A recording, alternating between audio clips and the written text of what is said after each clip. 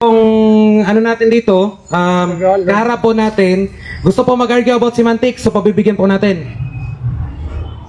So first question, according sa dictionary, English Bisaya Dictionary, nagdala po tayo ng dictionary kaya gusto niyo po akadim. Ito po.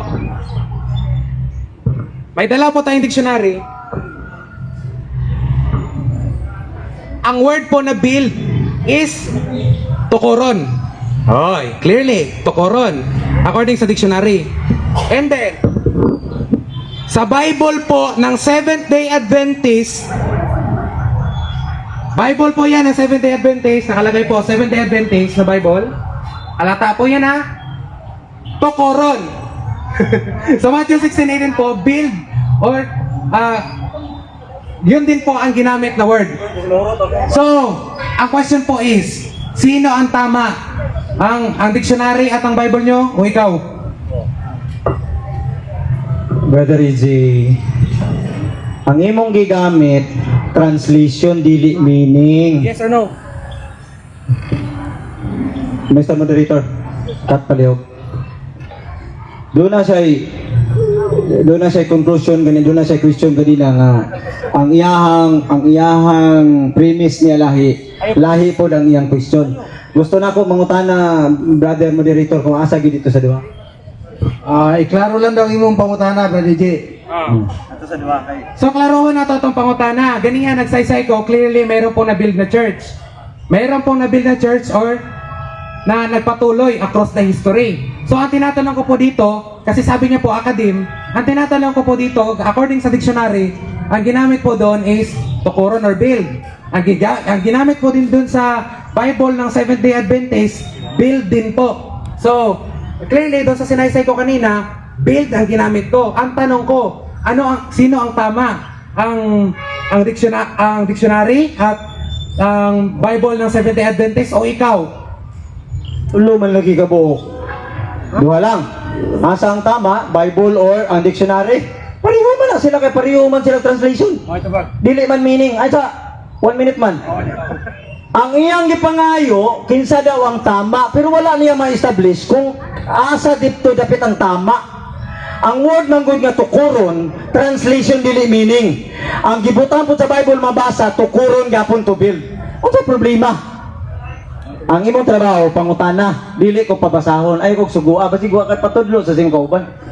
Dili panahon sa pagbabasa, di po panahon. Pangutana, nga tubag. So, yung ano po natin dito, yung ara po natin, nag-ad hominem na. Hindi niya na po alam kung anong gagawin niya kasi po, yung dala-dala niya po mga documents, ay wala po siyang dalang documents, ang dala niya lang po puro mga chismis. While ako po, nag-effort po, na nagdala ng libro at nag-research. So, tanong. Anter, objection. Minim naman to. Abi mimo, wala ko'y gidala pero naa ako dire.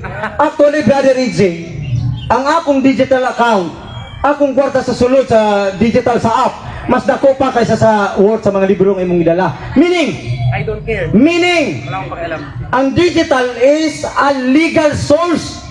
Ayaw ikumpara kay digital akong gigamit imo physical, mas correct imo ha. Because in a legal manner, ang akong kwarta nga nasa digital, mas dako pagkumpara sa imuhang magpandala nga libro. Modern understand. Direct to the point lang ang pangutana, ang tubag code, yan ang code sa pangutana. O dili matubag code mo win. Sige, pangutana. According to him, valid daw ang sources at digital sources. Yun yung sinabi niya, di ba? So ang tanong ko, bakit mo dinidisprove kanina? Kay dili man pulong sa Ginoo, Brother EJ. Tuhuan nimo nga binuhat ranig tawo kamo-kamo lang ang nagsulat ni Inis Encyclopedia. Kategorikal. Referensya. Kasi, can you please repeat the question? Sa sige mong tudlo-tudlo aning Brother EJ, malangan kitag samutan eh. May pagmagilom lang mo diya. Osborne ako ang pangutana ni oo ka ganina nga ang Bible pulong sa Ginoo, yes ka. Akong pangutana categorically, kana bang referensya specifically ang Britannica nga imong gigamit pulong ba sa Ginoo or dili?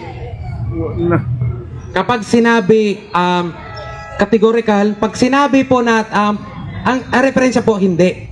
hindi po siya sulat ng Diyos at hindi po siya declared. Explain ko po bakit po ang referensya is not, hindi po siya pulong ng Diyos. But the Bible, di po ini-interpret ng Bible yung sarili niya. Kailangan po niya ng mga kaya nga po meron tayong tinatawag na hermeneutics, exegesis, ka ng mga theology para istadihan po yung nakasulat sa Biblia.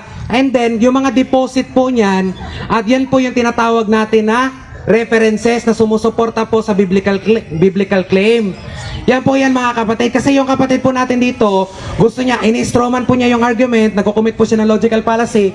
Gusto po niya palabasin na kapag reference po, even if it is fact according to the human knowledge, hindi po siya valid at contradicting po sa Bible. Grabe, taasa kayo. Brother AJ, pag-ingon sa Britannica nga by tradition of the Roman Catholic Church, pulong sa Ginoo or dili? Biblically, pulong sa Ginoo? Yes. Yes. Ang sinasabi po sa Britannica is reference to the Bible. So yes. Time. Dito na human ang cross exam. O karon mo hata nagrebattle. Time na. 10 minutes na. Musaysay na po sa iyang pagguba sa baruganan ni Brother Jesus Katoliko ang Seventh-day Adventist. Unsay Pangutana, physical ba siya ba mismo ba ng ako si Jesus? Gitukod na ko ang Iglesia Katolika Romana. Ningon ka ganyan na, oo, physical. Sa inyong libro, nagsulti nga si Saint Peter ni adto sa Rome. Human gitukod niya ang Roman Catholic Church sa inyong libro. Uyuna nimo o dili? Categorical man na. Dili brother, kay mali mong pagsabot, wala na siya sa akong gisaysay ganiha. Ang akong gisaysay ganiha is that nag-start po ang church sa Jerusalem po, hindi po sa Roma. Clearly po, ini-strawman po tayo ng kaharap po natin ngayon. Yun lang po.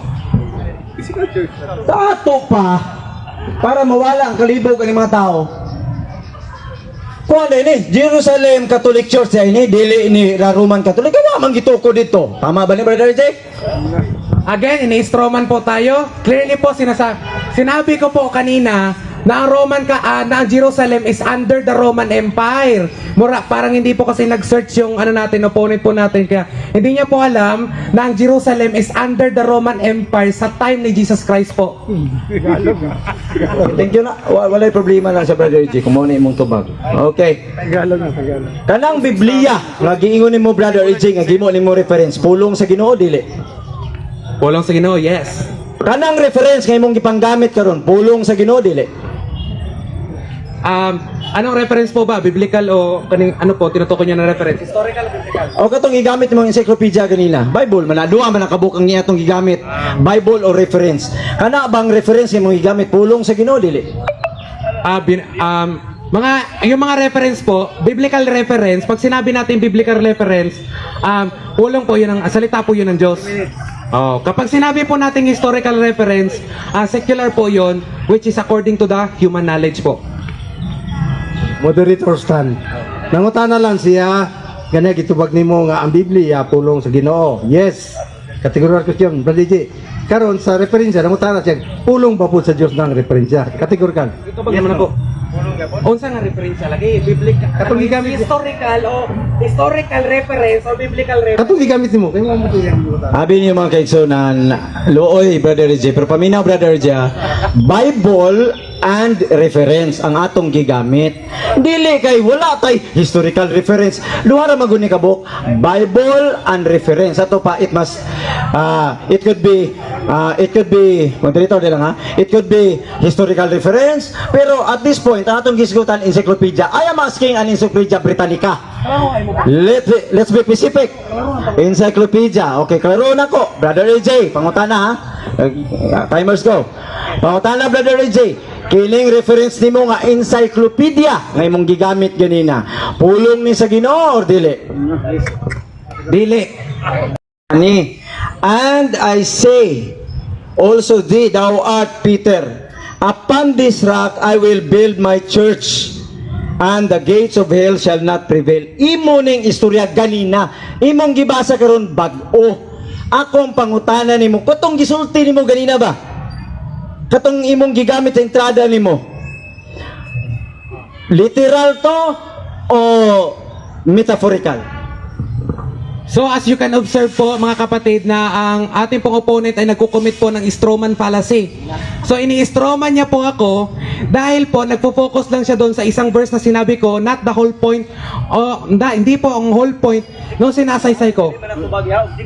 Yes, it is an objection. So, kapag magtatanong po sana, it is all about doon sa lahat ng sinaysay ko. Hindi po tayo magko-commit ng Stroman fallacy po. Counter opposition. Mr. Moderator, kung dili niya tubagon og diretso, dapat moingon ka og objection para mapalong na diri. Human mo counter ko. Ayaw gamita ang imong tubag. Imo naman imong gi-explain ninon, dapat mo tubag ra ka. Ani ni siya brother Mr. Moderator o brother EJ. Once gani nga mo object ka, imong i-point ang atong kasabutan asa dito dapit sa refer na lang. Asa dapit dito ang refer nimo nga nag-object ka, ayaw i-answer ng imuhang time, ana Mr. Moderator. Asubo na ako Mr. Moderator ha. Time pa niya. Di, naka-close na, ayaw ka-blaka, naka-off na. Ang once gani nga ang akong kalaban mo object, iyang i-cite asa ko dapitan na Stroman. Ayaw ipatubag Mr. Moderator ang iyang tubag. Agis na ako kay dili na mamao. So, nga niya itong buhaton. Pag na-objection, i-address sa kuha. Para mapasa na ko sila, patunga ko ninyo. Sige, so, nga. Mamuta na, continue. Posbo na ako kay kundi siya mo kuan, di siya mo tubag ato, mo bali na lang ko. Ang imong gisulti ganina, wala ka ni gamit ana nga book bago ra naghatag sa imo. Imong gisulti ganina, gibasa nimo ang 18. Sige. Wala may problema lagi kaya ako mutubag ako kung tinaro inyo binuwang inyo ayaw na. Di mo na binawang. Sige. Wako to rin kong basa. Ikaw na, di lagi ko. Pero kayo ko, di lang ko mangatik. Sige. Sige. Kaya hindi ito ang tunay, kaya hindi ito ang unang iglesia ni Kristo sa panahon ng mga apostol. Tama. Dili gyud. Sakto gyud. Tubagan ako. Sakto gyud. Sakto na. Tubagon ako. Di mo tubag ko aron ay balanse. Nganong dili man, una-una, dili pa mi Romano wapas manalo ang tuig ka. Yung may mong kaning 1914, dili pa mao. Ha? Dili pa kapod kami katong sa audio, dili pa pod. Muna tama ng pasugo. Dili pa kami ana. So dili gid mo dugtong. Ha? Dili gid dugtong. Wala po dito, wala po mi anak ko, wala po mi. Ingon ka uy, pag ako kay pagimutanan ako. Kaya hindi na ito ang tunay na iglesia ni Kristo sa panahon ng mga apostol. Kudugtong mo, adingon mo dili na, dili gyud. Ang panahon ba? Ang panahon. Wala may layo pa sa panahon mo. Pero pag yung iglesia ni Kristo kami, ay kamo katolik ko mo sa katolik ka sa buwana. Saan man daw no? Hindi ako magmadayo. Di ba? Nga na Kristo yan. Tayo kami. Hindi lagi sa subidang tinayo namigulay. Namigiway mo na to awa mo ba? Sige, lain na po. Sugod pangutan na. Sige. Even secular history show a direct time link between the Catholic Church unsa daw to nakadikto sa kuan sa unang century?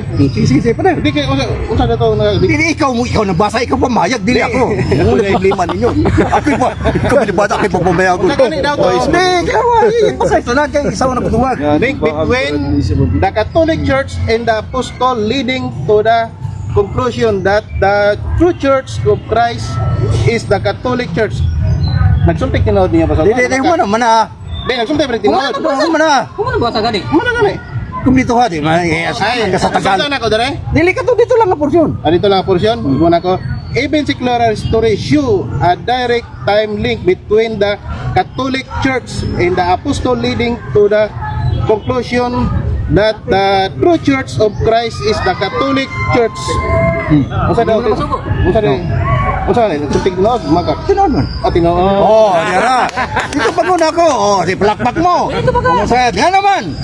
Tungod kaya ang kanang Katoliko, ang kanang iglesia ni Kristo, kanang mga Katoliko, membro na sa unang iglesia ni Kristo, nang misalaag sila. Ako na po ni. Di mo kagwanta. Usa gihimo nila. Ang pagtulunan dili na mo. Tanawa si Kristo nagtukod iglesia. Matod niya tukod ako iglesia. Matod sa mga apostol. Iglesia ni Kristo. Magamos Katoliko. Iglesia Katolika. Apostolika Romana. Ayaw, something wrong na sa pangalan.